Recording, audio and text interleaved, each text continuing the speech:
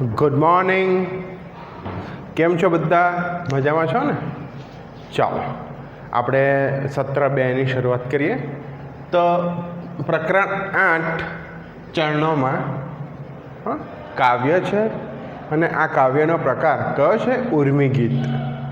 અને એના કવિ કોણ છે? યોસેફ મેકવાન. કોણ છે દીકરાઓ? યોસેફ મેકવાન. કાવ્ય સમજવાનું શરૂ કરીએ તે પહેલાં કાવ્યનો કવિનો પરિચય આપણે જોઈ લઈએ.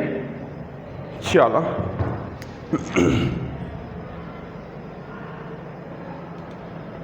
ચાલો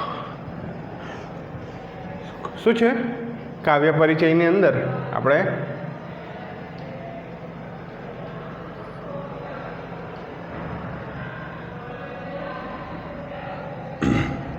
કવિ પરિચય યોસેફ મેકવાન.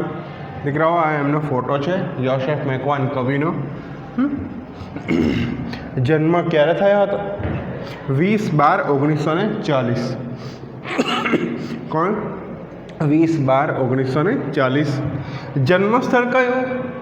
અમદાવાદમાં. વતન જન્મસ્થળ અમદાવાદ, પણ એમનું વતન કયું? માલવાડા. ક્યાં? એનો તાલુકો કયો? માતર. જિલ્લો ખેડા.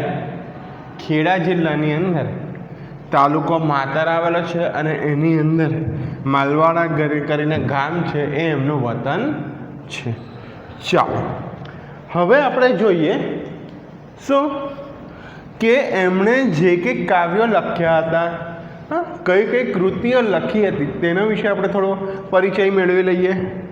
તો ચરણોમાં એ ઉર્મી ગીતમાં કવિએ કુદરતની સુંદરતા અને તાજગીનો અનુભવ આપણા સુધી પહોંચાડવાનો પ્રયત્ન કર્યો છે, જે અત્યારે આપણે સમજવાના છે. બરાબર છે. પછી શું છે કે આ ઉપરાંત તેમણે ડિંગડોંગ, પમરાટ, કલરવ જેવા બાળ કાવ્ય સંગ્રહો પણ આપ્યા છે, જેના કારણે એમને વર્ષ 2013માં કુમાર સુવર્ણચંદ્રક પુરસ્કાર મળ્યો છે. પછી શું છે? તેમણે સ્વાગત અને સૂરજનો હાથ જેવા કાવ્ય સંગ્રહો તથા અલખના અવસર જેવા ગીત ગઝલ સંગ્રહો આપ્યા છે. શું છે? અને એ કોણ હતા? તો કે એ કવિ શ્રી યોસેફ મેકવાન અમદાવાદમાં આવેલી ચીમનલાલ નગીનદાસ વિદ્યાલયના શિક્ષક હતા. દીકરાઓ આ થયો કવિ પરિચય. બરાબર છે. હવે આપણે કાવ્ય ઉપર આવીએ.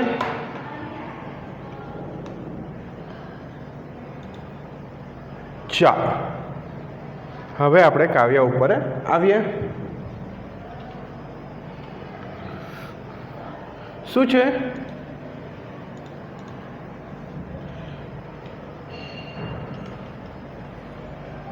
આ કાવ્યમાં ઉગડતા પ્રભાત વેળાની કુદરતી વાતાવરણનું અસરકારક નિરૂપણ કરવામાં આવ્યું છે.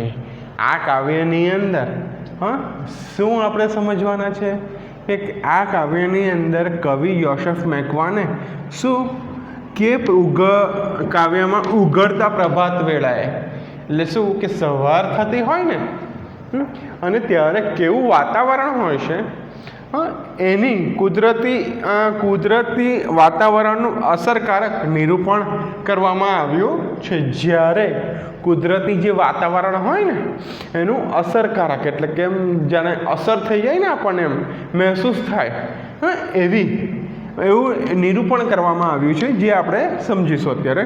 કવિએ કુદરતની સુંદરતા અને તાજગીના અનુભવ આપણા સુધી પહોંચાડવાનો પ્રયત્ન કર્યો છે. શું કવિએ શું કે કુદરતની સુંદરતા અને તાજગીનો અનુભવ આપણા સુધી પહોંચાડવાનો પ્રયત્ન કર્યો છે. તો એ આપણે હવે જોઈએ.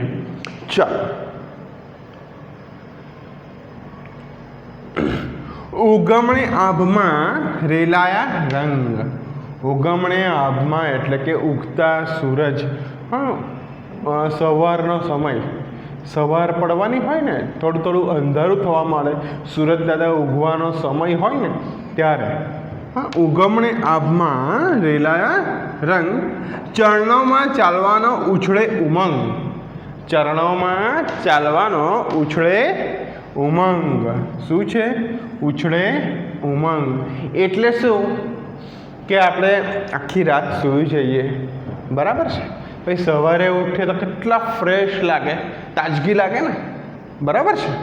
અને એ જે તાજગી સાથે સવારનું જે વાતાવરણ, જ્યારે ઉગમણે આભમાં રેલાયા રંગ, ચરણોમાં ચાલવાનો ઉછળે ઉમંગ, અને ત્યારે જો આવા વાતાવરણની અંદર જાણે આપણે ચાલવાનો ઉમંગ, આપણને ચાલવાનું એકદમ શોખ થતો હોય ને, ચાલો એકદમ આપણે ફ્રેશ છે, ચાલો આપણે કુદરતી વાતાવરણમાં ફરી આવીએ, એવું અહીં કહેવા માંગે છે. એટલે ચરણોમાં ચાલવાનો ઉછળે ઉમંગ, ચરણોમાં એટલે કે પગમાં ચાલવાનો ઉછળે ઉમંગ, એમ શોખ થાય, ઉમંગ થાય એમ, બરાબર છે. પછી શું છે? પંખીની પાંખમાં, શું છે? પંખીની પાંખમાં નાનકડી ચાંચમાં, પંખીની પાંખમાં અને એની નાનકડી ચાંચમાં લહેરે છે વગડા ને ઝરણાના ગાન. શું છે? લહેરે છે વગડા ને ઝરણાના ગાન. સવારની પોરનું જ્યારે આપણે ઇમેજિંગ કરો, કલ્પના કરીએ આપણે કે કંઈક સરસ મજાનું ખુલ્લું વાતાવરણ હોય, આજુબાજુ ગ્રીનરી હોય, લીલુંછમ વાતાવરણ હોય, અને સવારે આપણે વહેલા ઉઠીએ એવા એરિયા, એવી જગ્યાએ આપણે ધારો કે આપણે કશે ફરવા ગયા છે, માની લો, બરાબર છે, અને આવા વાતાવરણની અંદર ઉછળે ઉમંગ, આપણે ઉઠીએ ત્યારે આજુબાજુ આવું વાતાવરણ જોઈએ ને, ત્યારે આપણે ચાલવાનો ઉમંગ એમ એ થાય, શોખ થાય કે ચાલો કશે ફરી આવીએ, આટલા એકદમ તાજગી છે આટલા સરસ વાતાવરણની અંદર. અને ત્યારે એ સાથે સાથે એવું અનુમાન કરો કે પંખીની પાંખમાં, એમ જાણે પંખીઓ પણ એકદમ ફ્રેશ થઈને ઉડે છે, એમાં તાજગી અનુભવે છે, નાનકડી ચાંચમાં એમ લહેરે છે વગડાને ઝરણાના ગાન. લહેરે છે આજુબાજુ વગડાના અને ઝરણાના ગાન. ઝરણું, નદી, ઝરણું જતું હોય, એના ખડ અવાજ આવતા હોય, તેમ કેવું સરસ મજાનું એમ જાણે એમ એવી કલ્પના કરવાની છે કે એનું ગાન એમ કેટલું સરસ મજાનું ગીત જેવું વાગે છે. એમ ઝરણું જતું હોય અને અવાજ આવતો હોય તો કેવું સરસ મજાનું ગીત વાગતું હોય, એ અહીં કહેવા માંગે છે. ચોપાસે પહાડ, આજુબાજુ જાણે મોટા પહાડ, ચોપાસ એટલે ચારે બાજુ પહાડ. નદી ઉધળે મેદાન, જાણે નદીઓ પણ ખુલ્લા મેદાનમાં અજવાળું થયું છે, અને જાણે નદી વહેતી હોય એનું આખું વર્ણન અહીં કરે છે કવિ. હવે જુઓ, મેં અત્યારે તમને વાત કરી કે ચાલો કલ્પના કરીએ એમ. તો અહીંયા આપ્યું છે કલ્પનાને દોરે સરી જાઉં એની સંગ, છે ને, કલ્પનાના દોરે, કલ્પના કરીને એની સાથે આપણે પણ કલ્પના કરીને એની સાથે વહી જવાનું કે જાણે કલ્પના કરતા હોય ને, તે કહેવા માંગે છે. ચરણોમાં ચાલવાનો ઉછળે ઉમંગ, ચરણોમાં કે ચાલવાનો ઉછળે ઉમંગ, બરાબર છે. ચાલો આગળ જોઈએ.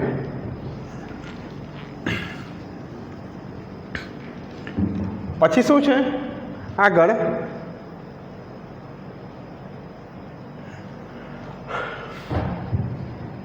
દૂર અને પાસમાં લીલેરા ઘાસમાં, દૂર અને પાસમાં, દૂર સુધી અને નજીકમાં પણ, લીલેરા, દૂર અને પાસમાં એટલે કે નજીકમાં, લીલેરા ઘાસમાં, લીલુંછમ ઘાસ છવાયું છે આખું, તે કહેવા માંગે છે.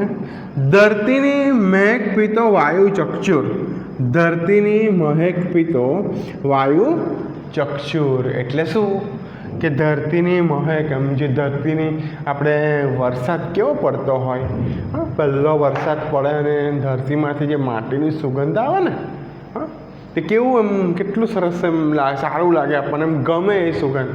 હા, પણ એ ઉપરાંત ધરતીની મહેક એટલે શું કે ધરતીની જે સુગંધ હોય ને વરસાદ પડ્યા સિવાય પણ સારી હોય, એ અહીં કહેવા માંગે છે કે મહેક પીતો વાયુ ચકચૂર થઈ જાય છે, વાયુ એમ જાણે એમાં ભળી જાય છે, અહીં એ કહેવા માંગે છે.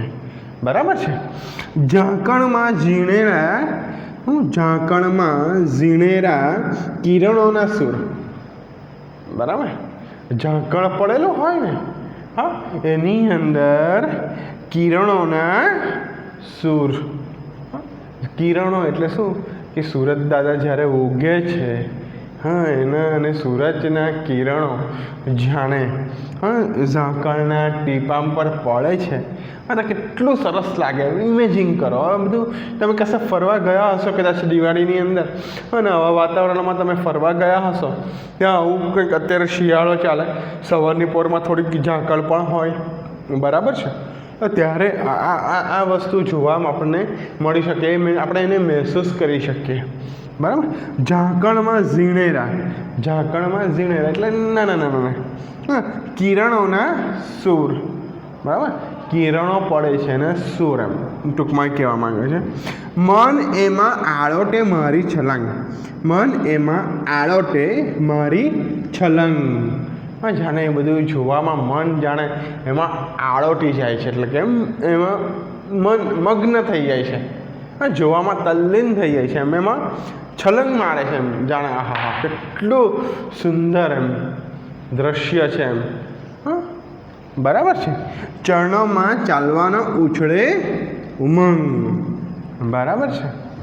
તો અહીં કવિ ચરણોમાં આખું કાવ્ય છે, નામ છે, એના આધારે શું કહેવા માંગે છે?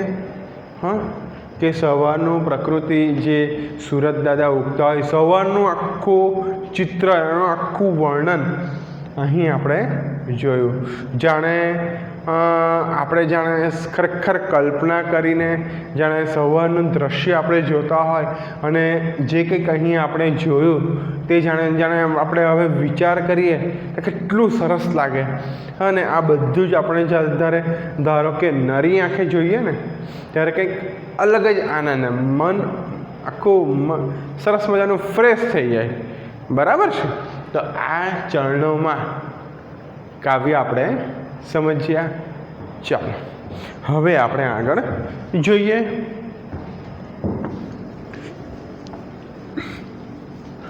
શું છે આગળ?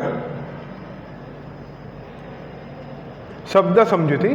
ચાલો આપણે જે શબ્દો જોયા ને વચ્ચે, ઉગમણ એટલે કે સૂરજ ઉગવાની દિશામાં, અભમાં એટલે કે આકાશમાં, ગગનમાં, ઉમંગ ઉત્સાહ, હોશ, આનંદ, હા, વગડાન એટલે કે જંગલના વેરાન પ્રદેશમાં, હા, ચોપાસ એટલે કે ચારે બાજુએ, ઉધળે મેદાન ખુલ્લું થાય, હા, વિશાળ મેદાન દેખાવા લાગે, સૂર્યનો પ્રકાશ રેલાતા પહાડ, મેદાન વગેરે સ્પષ્ટ દેખાય, હા, ખુલ્લા થાય છે. બરાબર. હા, એટલે શું? ઉઘડે મેદાન એટલે કે સૂરજના કિરણો દેખાવા માંડે, સવાર થાય એટલે મેદાનો, પહાડો બધું સ્પષ્ટ, એકદમ સ્પષ્ટ દેખાવા માંડે છે. કલ્પનાને દોરે એટલે કે કલ્પનાને આધારે, કલ્પનાની મદદથી, ચકચૂર એટલે કે અહીં ધરતીની સુગંધથી પવન મસ્તી ભર્યો લાગે છે, તેનો ઉલ્લેખ છે. ખ્યાલ આવે? ઝીણેરા એટલે કે સાવ બારીક, એકદમ નાના, હા, તદ્દન ઝીણા. હા, છલંગ એટલે કે લાંબો કૂદકો, એમ ઠેકડો, ફલંગ, જાણે એમ કૂદી પડવાનું મન થાય ને એમ આખા વાતાવરણમાં, તે. બરાબર છે. તો આ થઈ શબ્દ સમજૂતી. ચાલો આગળ શું છે તે જરા જોઈ લઈએ. હવે ભાષા સજ્જતા આપણે જોઈ લઈએ, નાની જ છે. બરાબર છે. ચાલો હવે ભાષા સજ્જતાની અંદર કયો ટોપિક છે? પ્રાસ. શું છે? પ્રાસ. તો જોઈએ, કાવ્યની પંક્તિના અંતે સરખા ધ્વનિવાળા શબ્દોથી પ્રાસ રચાય છે. કાવ્યની પંક્તિને અંતે સરખા ધ્વનિવાળા શબ્દોથી પ્રાસ રચાય છે. પ્રાસને લીધે કવિતા યાદ છે, કવિતા યાદ રહે છે અને કાવ્યમાં મધુરતા વધે છે. આ જે પ્રાસ આવે ને કાવ્યની પંક્તિના અંતે જે શબ્દો બેસાડવામાં આવે ને, જે પ્રાસ કહેવાય, એમ બંધ બેસતા બધા શબ્દો, એમ પ્રાસ, તેને લીધે કવિતા યાદ રાખવામાં પણ આપણને મદદરૂપ થાય. સાથે સાથે કવિતા કેવી મધુર, એની કવિતાની મધુરતા પણ વધે છે. જેમ કે રેલાયા રંગ, ઉછળે ઉમંગ, પ્રાસ એમ, બરાબર. દૂર અને પાસમાં, લીલેરા ઘાસમાં, દૂર અને પાસમાં, લીલેરા ઘાસમાં. પછી શું છે? પંખીની પાંખમાં, નાનકડી ચાંચમાં, પ્રાસ છે ને. વાયુ ચકચૂર, કિરણોના સૂર, વાયુ ચકચૂર, કિરણોના સૂર. બરાબર છે. તો આ થઈ ભાષા સજ્જતામાં પ્રાસ. પ્રાસ એટલે શું કે રેલાયા રંગ, એ પ્રાસ થયો શબ્દમાં.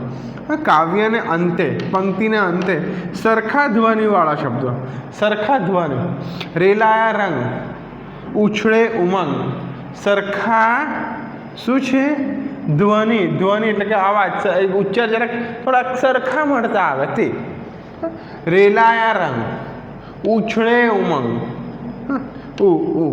પંખીની પાંખમાં, નાનકડી ચાંચમાં, દૂર અને પાસમાં, લીલેરા ઘાસમાં, વાયુ ચકચૂર, કિરણોના સૂર. ખ્યાલ આવી ગયો? ચાલો, તો હવે તમારે શું લખવાનું છે? કાવ્ય આપણી ગુજરાતીની નોટબુકની અંદર દીકરાઓ આખું કાવ્ય લખવાનું છે. ચોપડીની અંદર જે રીતે લખાયું છે એ જ રીતે આપણી ગુજરાતીની નોટબુકની અંદર લખવાનું છે. કાવ્ય તો હું તમને લખાવું જ છું, તમને ખ્યાલ જ છે, બરાબર છે? ઓકે, તો કાવ્ય બેઠું લખવું. ત્યાર પછી શું? કાવ્ય લખાઈ ગયા ત્યાર પછી નીચે એક લીટી છોડીને શબ્દ સમજૂતી લખી રાખવી. શબ્દ સમજૂતી, એકની નીચે એક સમાનાર્થી શબ્દ એક જ લીટીમાં આવવો જોઈએ, બાજુમાં લખવાનું નથી. ધ્યાન રાખજો. નોટબુક ચેકિંગમાં જ્યારે આવશે ને ત્યારે હું ચોકડો આપી દઈશ, ખોટું આપી દઈશ. એકની નીચે એક વ્યવસ્થિત લખવાનું છે, બરાબર છે? એ લખાઈ ગયા પછી એક લીટી છોડીને ભાષા સજ્જતા લખવી, બરાબર છે? ભાષા સજ્જતા લખી રાખવી. બસ આટલું આજે આપણે નોટબુકની અંદર સારા અક્ષરે લખવાનું છે. તો ચાલો, આવજો.